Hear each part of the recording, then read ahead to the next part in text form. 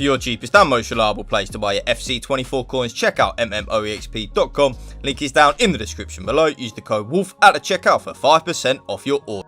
Yes then YouTube, we are back with another custom tactics video on the channel of a formation that I have not actually done a custom tactics video on this year, I don't think. Now, I absolutely love this formation. It is the 4-3-1-2. Very similar to the 4-1-2-1-2 narrow. But instead of having one CDM and two central midfielders in the 4-1-2-1-2 narrow, in the 4-3-1-2, we have a flat three central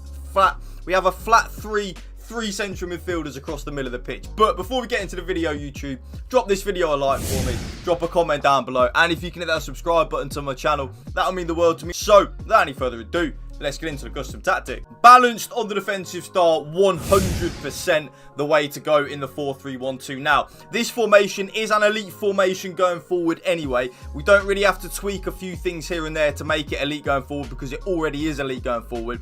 We need to make this formation elite defensively because it is a little bit hard to defend with, but once you crack it, this is a formation that I feel like you can use from right now right through to the end of the year. So that's why I'm using balance on the defensive style. A balanced style where your team presses the ball to the middle of the pitch and your team shape is neutral. I just prefer that, YouTube. I like to be in control of where and when my team presses the ball without having to worry about a bit of a random press or anything like that. The defensive width, I've gone a little bit more narrow, but not too narrow. So I've actually gone down to 44. Yes, 44. The reason being is, on this latest patch, if any of you don't know, but I think you will by now, this game on this latest patch is trying to force your defensive structure out wide. I think this was to try and cope with the byline meta and the constant switches of play. So because of that, it does actually leave quite a big gap in the middle of the pitch. So we kind of need to go a little bit more narrow to make our team nice and compact again. But at the same time, we don't want to go very narrow right the way down to like a 40 or a 35, which I was doing at the start of the patch, because then my opponent can just easily switch the play and abuse the byline meta against me. So it's why I found like a really good little bit of a G spot in that middle between like 44 and 50. It's really nice. I really like it. The defensive depth, now this is actually a little bit random, but I've gone up to 56 on the 4-3-1-2. Yes, I know it is a bit of a random number, and you would be right.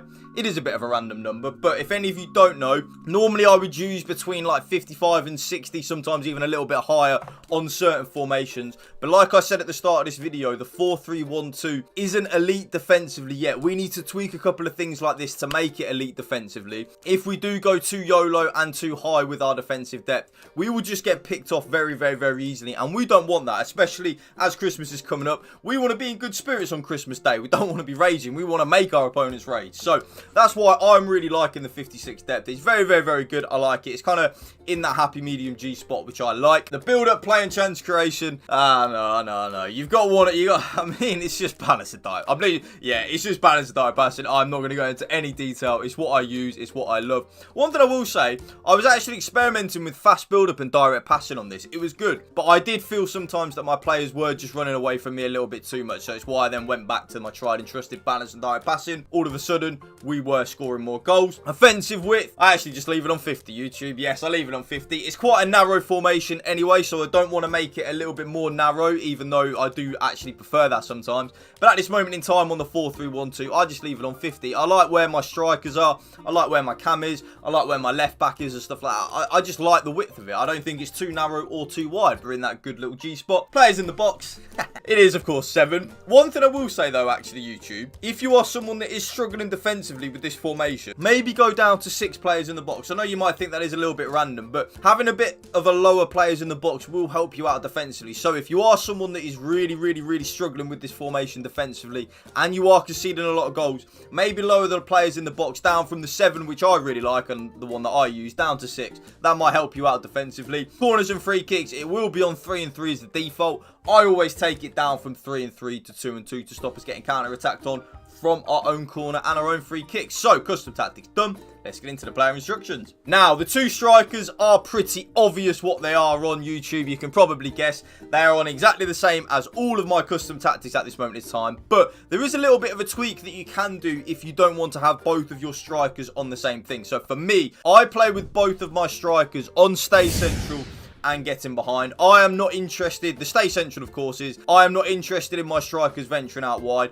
Kind of like think of Ollie Watkins under Unai Emery up the Villa, although it was a bad result last night against Sheffield United. But I want my strikers to stay in them central areas of the pitch. I'm not interested in them venturing out wide. If they venture out wide, it can be very, very, very annoying because then you don't have a vocal point up front. I then love having both of my strikers on getting behind. I love it when both my strikers are making runs in behind. But there is a little bit of an issue with that in terms of sometimes you can be a little bit like, well, both my strikers are running in behind. That's not good. So if you are one of them people that doesn't like having both of your strikers on the same thing, the player that's the slowest striker that you've got, leave them on mixed attack. You always want to have your quickest striker on getting behind, making them penetrating runs in behind. You always want to have that. But if you're someone that doesn't like both of them on getting behind, have the slower striker on just on mixed attack. It works. I like it, but I prefer personally having both of them on stay central and getting behind. The cam, probably the most important player in the 4-3-1-2 YouTube. Exactly the same as the 4-1-2-1-2 narrow. So because of that, I have my cam on stay forward and get into the box for cross. The get into the box for cross,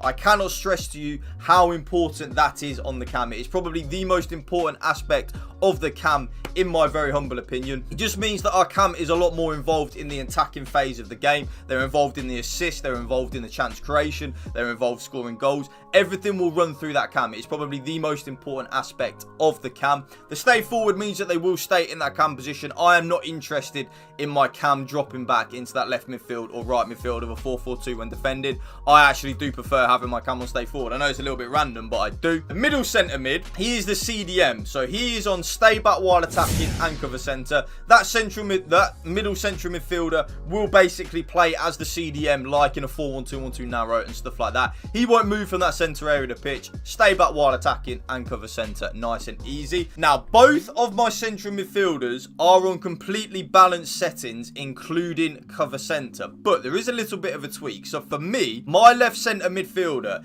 is on balanced crossing runs as well as cover centre. And then my right central midfielder is then on getting to the box for cross and cover centre. And now I will explain why. I play with my right back on stay back while attacking. So that means that my right central midfielder can be the one that gets forward a lot because of my right back staying back in that right back position, almost like an inverted fullback. He'll kind of play as a back three, which means that my right central midfielder does then have the license to get forward and get into the box for cross as well. A very, very, very key and underrated point. And then my left central midfielder is just on balanced crossing runs because my left back is the one that is on join the attack and overlap. Very, very, very important in my opinion, YouTube, that you do have at least one of your fullbacks on join the attack and overlap. I don't know why. I don't know whether it's because of Unai Emery at Aston Villa and we attack with our left back more than our right back. I just always prefer to attack with my left back. So my left back is always the one that is on join the attack and overlap. It does not matter if you want to flip that though, YouTube. Just whichever side you have your fullback on that is on stay back while attacking, have that sided central midfielder